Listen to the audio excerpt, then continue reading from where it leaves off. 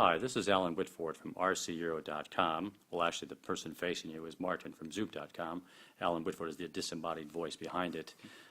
Carrying on a recruitment thought leaders conversation from CHU Amsterdam. Martin has been leading a track here this week. Martin, why don't you tell us a little bit about who you are and what it is that you do? Sure. Hi, my name's Martin Lee. I work for Zoop Geospatial, Zoop.com if you want to have a look at the website. And I've been talking here at CHU Amsterdam about location and recruiting and the importance or not of location when considering recruiting. One of the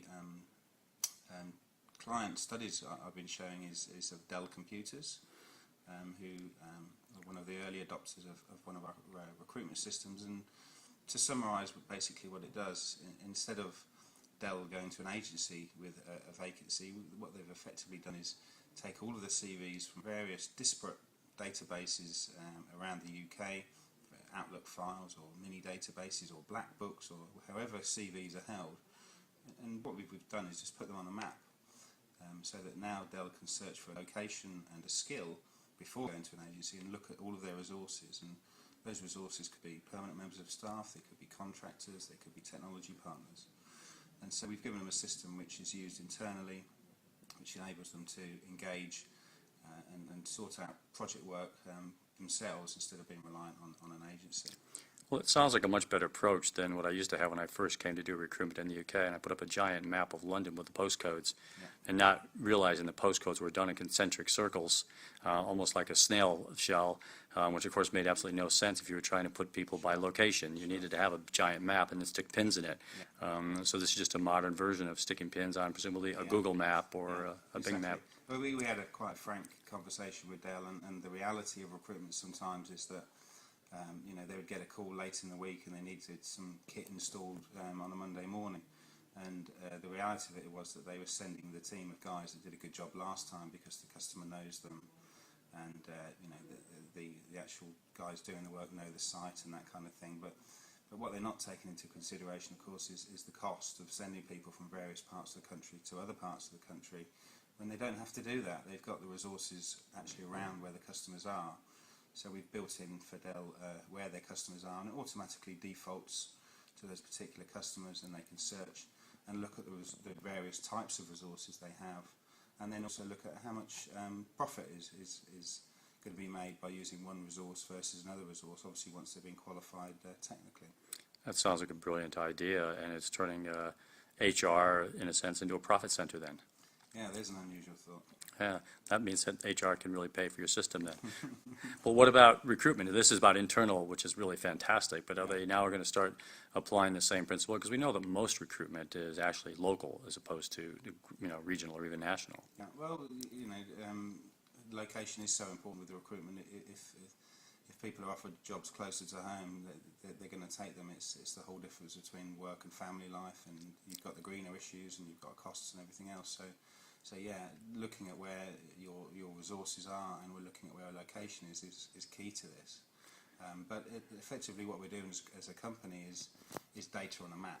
Right. So it doesn't matter what the data is, and by Dell looking at this particular system, they've recognised that perhaps they could put their 37,000 partners on a map and search for them under qualifications, security clearance and that kind of thing as well.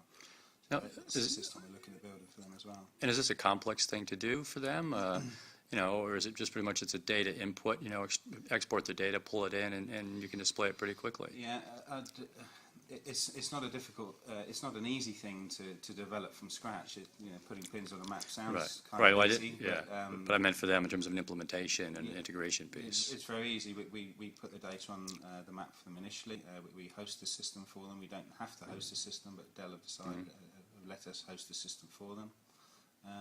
And that's how we do it. So we just put all the data on to start off with. Any new CV comes on, just goes onto the system. So it's a real-time system. So it complements their ATS as opposed to replacing it? Absolutely, yeah. These are add-ons to it. This isn't. We don't offer a complete ATS system. We add very nice bolt-ons to go with existing ATSs. Well, I think it's fantastic to actually get recruiters thinking about candidates in the right location, or, as you said, for the consulting businesses or any kind of hardware technology repair business to get people in the right spot. So I would presume you guys have got, you've got a strong database of potential customers you want to go after then. Yeah, well, data on a map is relevant to every business. Yeah, and, absolutely. So we've got some exciting markets that have been opened up to us, yeah. Fantastic. So tell me about your experience here in Amsterdam, because you came to True London as a delegate and as a participant, but you got roped into, or volunteered into being a track leader. Roped into is better. Right. Track leader here in Amsterdam. What's your experience been like for you? It's been great. I mean, it's always good to meet people. We're all big social media people here, and everybody Twitters and Facebooks and whatnot, but you can't beat meeting people face to face. And the nature of the conference here, of course, is that there's no presentations. It's a free for all and it's a discussion, and it means even if you're a track leader, then you actually learn stuff in your track as well as all the other tracks as well. And it's a real knowledge share experience. And I've thoroughly enjoyed it. I was a bit nervous about standing up in front of people at meetings, of course, but a room of experts, worldwide experts, is a slightly different story. But the reaction was good, so I'm happy with that. You definitely got good reactions from people.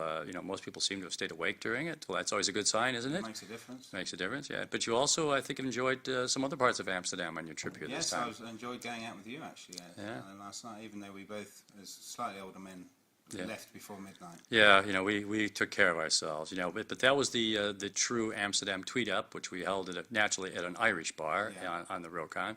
But I think you and I were both sensible when some of the crew headed south towards more Dutch-oriented locations. I think we made the sensible decision to go catch some shut-eye.